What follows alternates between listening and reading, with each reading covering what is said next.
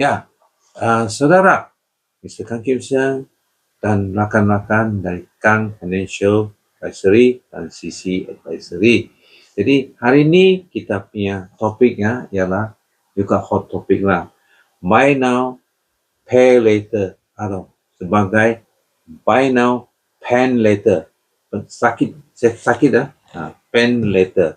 Beli iPhone 16 Pro Max, ikat 12 bulan sekali dengan interest.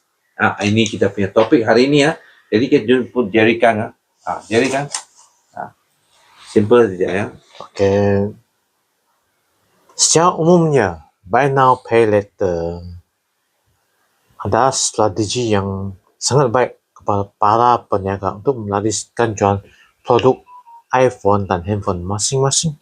Ya. Cuma kita sebagai pengguna harus faham buy now pay later hanya satu kemudahan jangka pendek.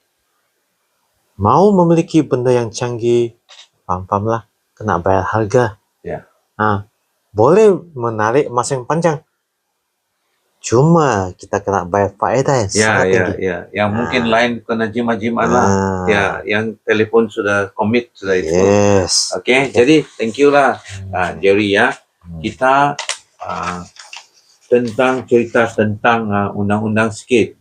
Kerajaan memang sedar bahawa buy now pay later untuk memudahkan rakyat dia. Tetapi itulah dicipta satu undang-undang dipanggil Rang Undang-Undang Kredit Pengguna atau sebagai Consumer Credit Bill untuk mengawal oleh rakan-rakan yang customer yang menggunakan buy now pay later lah. Dia memang untuk mengawal ini. Jadi sila patullah kapan undang-undang itulah ya. Share, like, subscribe dan sokong. Terima kasih.